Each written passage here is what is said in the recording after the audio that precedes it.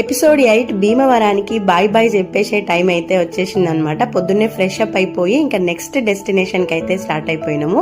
ఈ వీడియోలో అన్ని సర్ప్రైజ్లే అన్నమాట, అనుకోకుండా జరిగినవే అన్ని కూడా. కానీ ఆ రోజంతా చాలా బాగా భీమవరం నుంచి వడపల్లి వెంకటేశ్వర స్వామి టెంపుల్ కి అయితే వెళ్ళి ఉంటుంది. అక్కడ అన్ఎక్స్పెక్టెడ్ గా మన సబ్స్క్రైబర్ కలిసారనమాట. నాకు ఎంత హ్యాపీ అనిపించిందో. టెంపుల్లో దాక్షి అని పిలుస్తుంటే ఇక్కడెవరు దాక్షిని పిలుస్తున్నారో అని అనుకున్నాను. నిజంగా తను ఎంత బాగా పలకరించిందో అనమాట. దాక్షితోని ఫొటోస్ తీసుకుంది, కొద్దిసేపు మాట్లాడింది. నేను ఆ సడన్ షాక్ లో ఉండే ఎక్కువగా మాట్లాడలేకపోయినా అనమాట.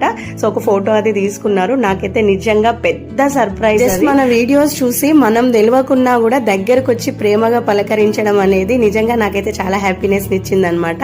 థ్యాంక్ యూ సో మచ్ అండి. బిగ్ సర్ప్రైజ్ ఏంది అని అంటే, వెకేషన్ కోసం అమ్మమ్మ వాళ్ళ ఇంటికి వెళ్ళిన దాక్షి స్కూల్ ఫ్రెండ్స్ సాయి, హర్షి వీళ్ళిద్దరు ట్విన్స్ అనమాట.